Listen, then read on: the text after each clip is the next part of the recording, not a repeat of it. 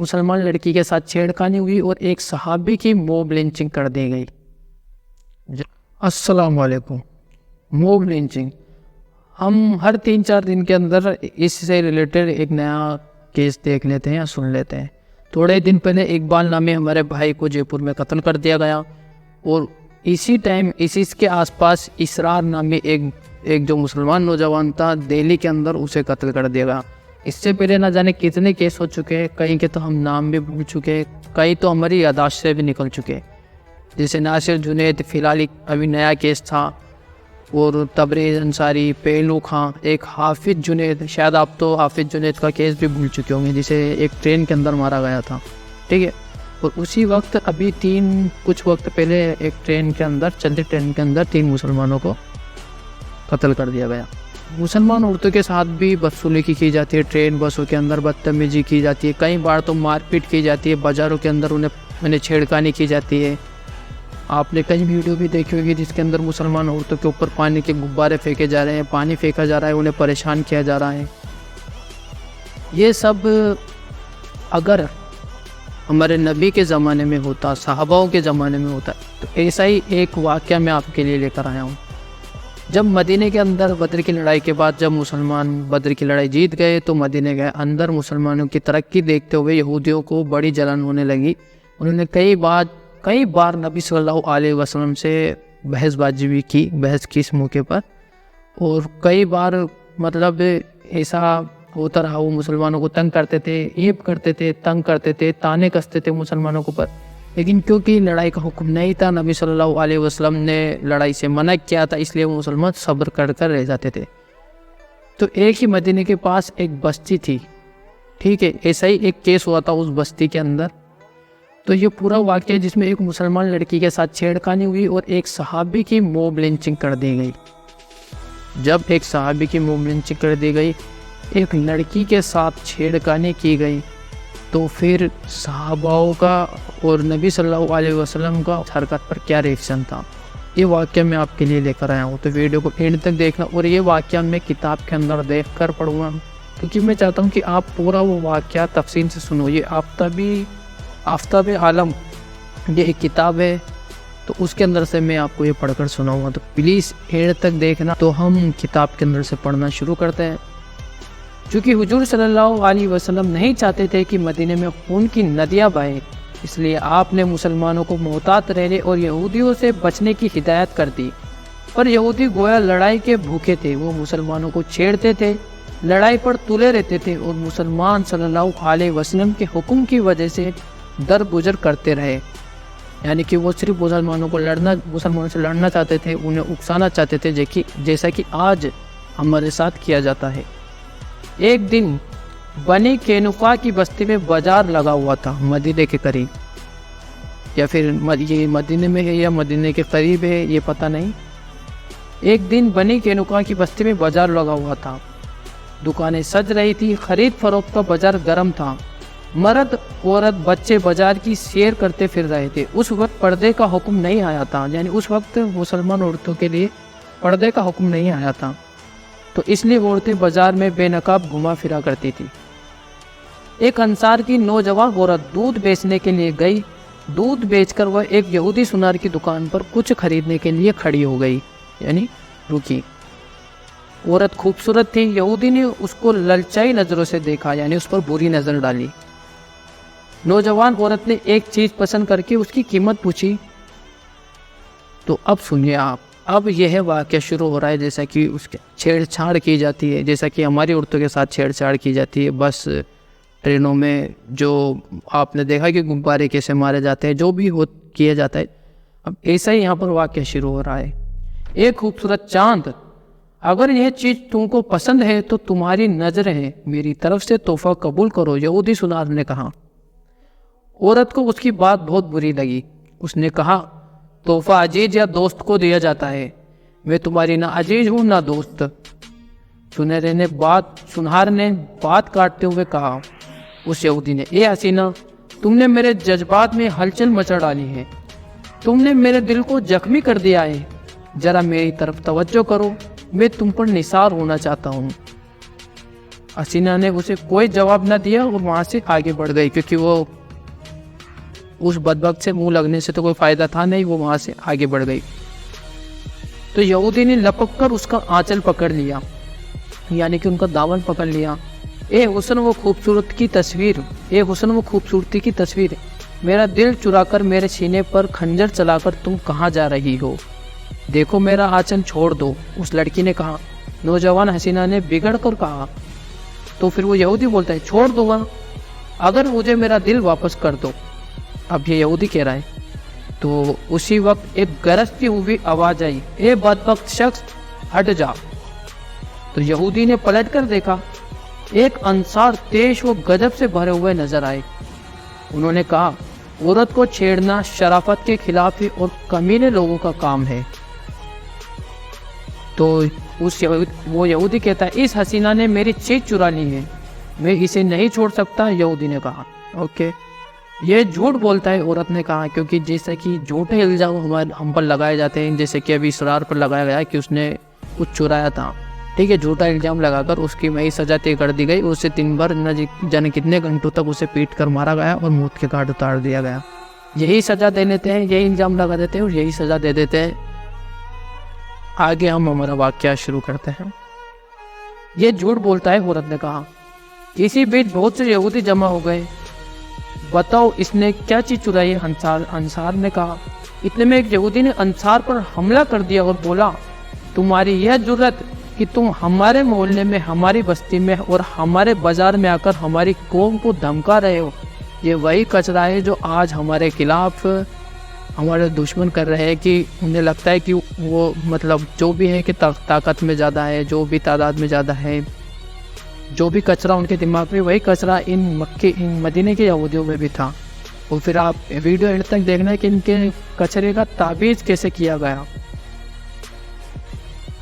अंसार ने भी जल्दी से तलवार खींच ली, लेकिन इससे पहले कि वह तलवार बुलंद करते, यहूदी की तलवार उनके सिर पर पड़ी और सिर से खून बहने लगा।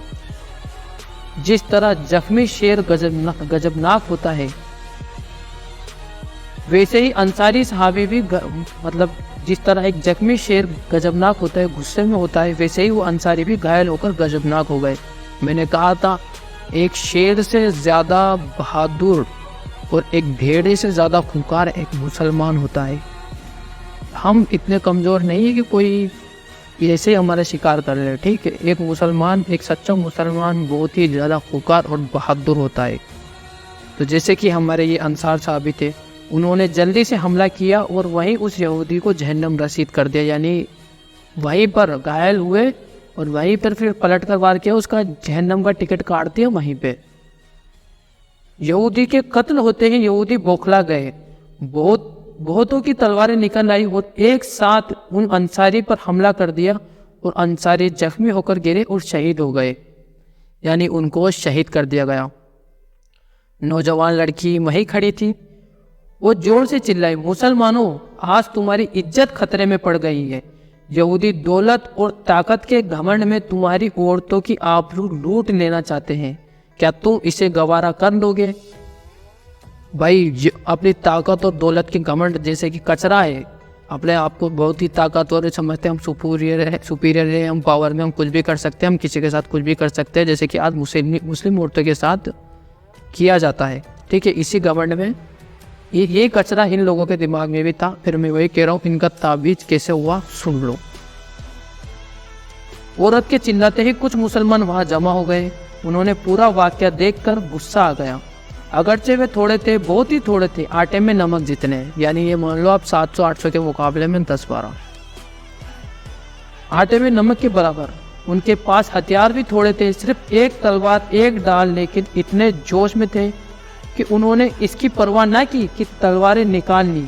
बिल्कुल उन्होंने अपनी तादाद की, उनमें अपनी हथियार थे या नहीं, इसकी परवाह ना की और तलवारें सूत ली, उन्होंने वहीं निकाल ली कि आर या पार का मामला।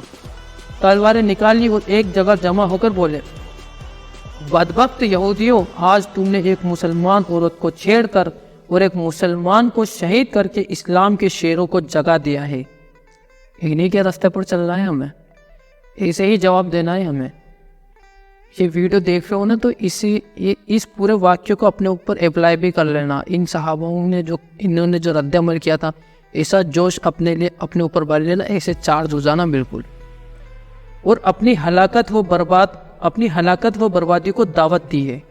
जो गुबार, कीना और हसद तुम्हारे दिलों में भरा हुआ है, तुमने उसे निकालने का इरादा किया है।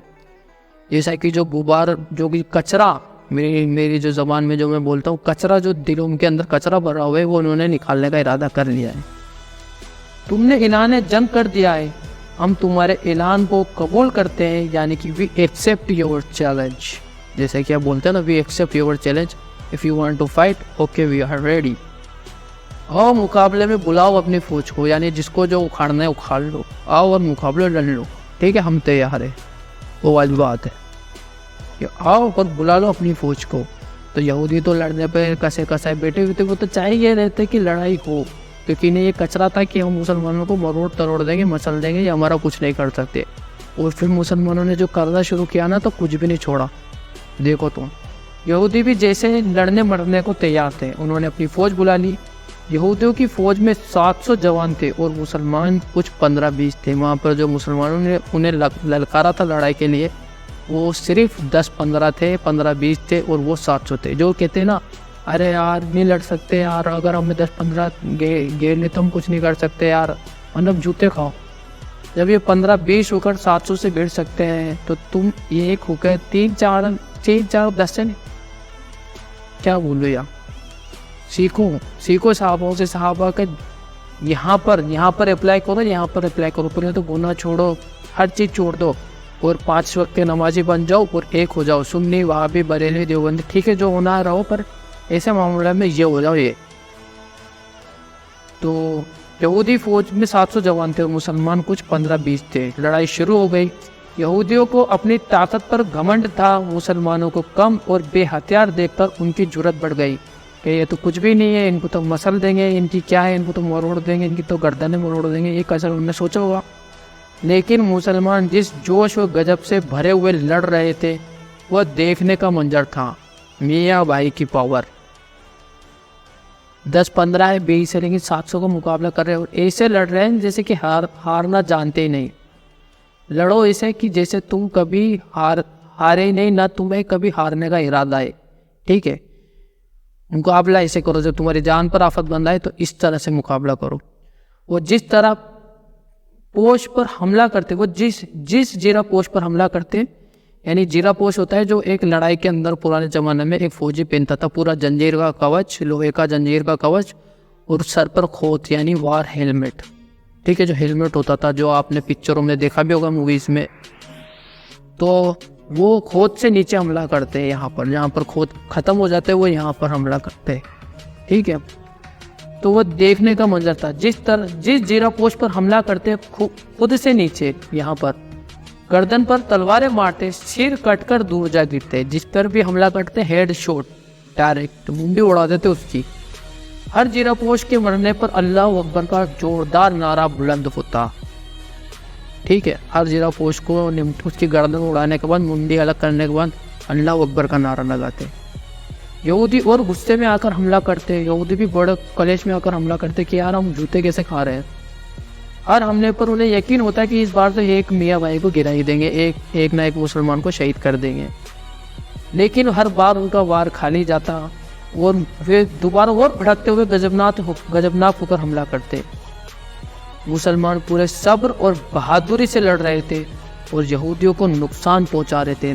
देख लो 15-20 700 का मुकाबला कर रहे हैं और तुम कहते हो कि यार हम कुछ नहीं कर सकते, यार घेर लेंगे तो क्या होगा। इधर वाक़या देख लो ये कि 10-15-20 700-800 का मुकाबला कर रहे हैं, ठीक है। आखिर इस लड़ाई की खबर मदीना पहुंची। मुसलमानों को यहूदियों की इस हरकत पर ताजुब भी हुआ और अफसोस भी। मुसलमान अपने भाइयों की मदद के लिए दौड़ पड़े। जब नबी सल्लल्लाहु अलैहि वसल्लम साहबों के पास ये खबर पहुंची, वे कुल 300 थे, मुसलमान 300 थे। वहाँ पर 700 ने हमला किया है, वो 10-15 लड़ रहे थे और ये हमारे लोग 300 थे। हुजूर सल्लल्लाहु अलैहि वसल्लम भी साथ में थे।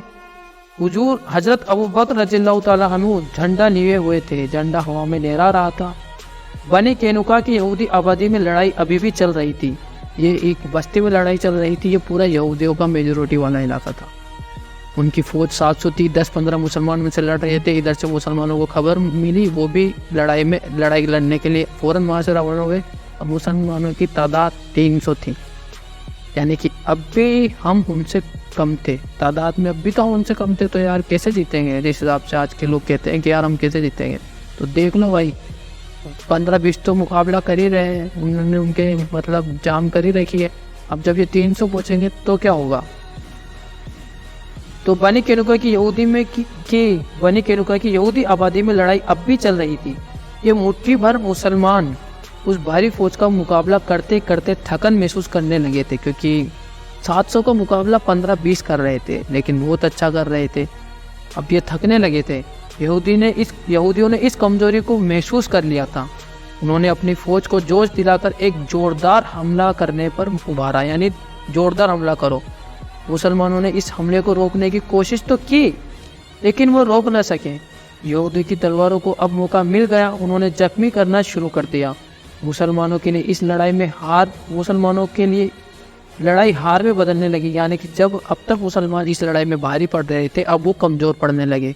ठीक है, हर मुसलमान 10-10, 20-20 यहूदियों के घेरे में आ गया था। हर एक मुसलमान को 20-20, 10-10 ने घेर रखा था, यानी हर एक मुसलमान 20-20 का मुकाबला कर रहा था। यहाँ 3-4 में जान निकल जाती है, वहाँ एक मुसलमान 20-20 का मुकाबला कर रहा था। वो एक दूसरे से कट गए थे, यानी एक दूसरे से बिछड़ गए थे, फिर भी अभी डटे हुए थे और मुकाबला कर रहे थे। लेकिन अब तक यहूदियों ने यकीन कर लिया था कि अब वे बहुत जल्द लड़ रहे मुसलमानों को काबू कर लेंगे, यानी इनको ये अब गिरा देंगे, हरा देंगे। उन्होंने हर तरफ से सिमट कर हमला किया, यानी हर तरफ से इकट्ठा होकर इन्होंने एक साथ मुसलमानों पर हमला किया। हर मुसलमान को यकीन हो गया कि अब वह शहीद होना है, मतलब हर मुसलमान को ये यकीन हो गया था कि अब हम शहीद होंगे। नौजवान लड़की वहीं मौजूद थी। वह जानती थी कि यह लड़ाई सिर्फ और सिर्फ उसी की वजह से हो रही है। वह देख रही थी कि मुसलमान मौत के किनारे पहुंच रहे हैं। वो बेचैन हो उठी। उसने खुलूस से दिल से दुआ मांगी। उसने अल्लाह ताला से दुआ मांगी, ए रब, मुसलमानों की मदद कर, कमज़ोर मुसलमानों को जालिम यहूदियों से बचा। ए खुदा, इस्लाम का नाम बुलंद कर।